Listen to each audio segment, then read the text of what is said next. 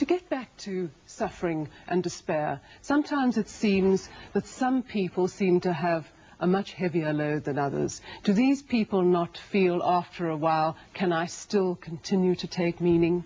You wouldn't believe it. It comes to mind that there is a specific statistical, empirical, strictly empirical study that was published a couple of years ago by two famous psychologists. And it turned out, by way of not only of statistics, but by test batteries, that people prone to death, who knew that they were dying soon, had a higher sense of meaning than normal populations.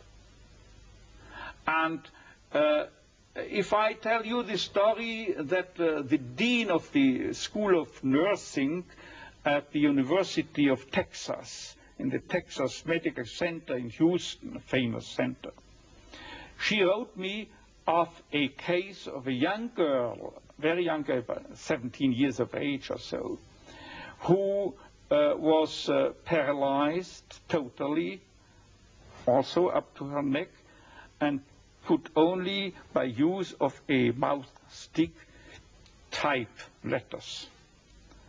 And Dean Stark, that nurse, told me within 3 lines, I remember this letter, she told me that that girl is reading newspapers day by day, watching television, and as soon as she comes across an individual in a tragic life situation, she types with the mouth stick on the typewriter letters offering them consolation and comfort. And she has some credibility, believe me. And she, the Dean Stark, says she's full of confidence. She has a strong sense of abundant meaning in her life, while others who cannot see meaning under the best conceivable of conditions take their lives because they are frustrated. They are caught in an existential vacuum, in a sense of meaninglessness and emptiness. I have described it in a book of mine as soon as in 55. Since that time, it has ever more been increasing worldwide. You find you are facing it not only in Western countries, you are facing it in the so-called third world, you are facing it in communist states, and communist psychiatrists also describe it in their literature. What Frankl tells us about this existential frustration is also observable in the communist countries. So are you saying that in order to find meaning, it is necessary to experience suffering? I wouldn't say it is necessary to experience suffering. What I say is just that meaning can be found under each and every condition in life, even under the worst conceivable conditions, provided that it is a situation you cannot change. Remember, I said this explicitly. That means provided that the cause of your suffering cannot be removed. If you can remove the cause of a suffering, say in case of a cancer, by surgery, you have to undergo surgery. If you are suffering from a severe compulsive obsessive neurosis, you have to seek psychotherapeutic help. There are, within the realm of logotherapy, for instance, certain techniques that can be applied with much success, as has been evidenced not by logotherapists but by behaviorists. And finally, if you are confronted with sociological conditions that have caused your suffering, then you are called upon to change the situation, to remove the cause of your suffering by political action, for instance. But in this respect, I would like to make another additional statement by telling you something that I, a couple of weeks ago, have told my professors and students forming my audience at the Karl Marx University in Moscow. I was invited by the prorector to stay there for a month and to lecture there on my teachings, but I had only time for 2 days.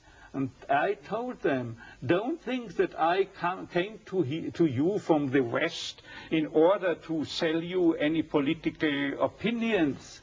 No, I don't come as a politician, but I speak to you on a meta-political level. This means that I recognize only, on a worldwide scale, only 2 styles of politics, or 2 types of politicians. The one is he, the politician, who thinks that the end justifies the means, any means, while the second type remains fully aware that there are means that would desecrate even the most noble end. And they were applauding that and understanding. And so I don't come into any country with a preconceived political conviction. I'm not entitled to judge it, but I have the responsibility to accept any call wherever in the world to deliver a message, if any should be present, and to act as an MD, as a doctor of medicine, and as such I had to take the Hippocratic oath that compels me to try to offer a cure to each and every individual or also population, if they invite me to do so. Dr. Frankl, I'm going to ask you now, as you know, this country is going through a very difficult time. We have an economic recession, people have become insolvent or without jobs, the political future is far from settled. Do you have a message for us, a message that could give us hope and meaning? You see, the only message I can deliver is a principle that I have adopted. I have adopted, I well remember throughout the days I had to spend in Auschwitz. There is statistical evidence that my chance to survive Auschwitz, real statistical evidence, was 29 to 1. And I had the feeling that it was like that. And still, I applied the philosophy of Sir Karl Popper, whose nucleus means that you cannot prove any hypothesis. The only thing you can do is falsify it, show that it is not valid, that it is not tenable. And without knowing his philosophy, I only met him the first time a couple of years ago, I applied this theory inasmuch as I told myself, Victor, the chances are very, very low and small.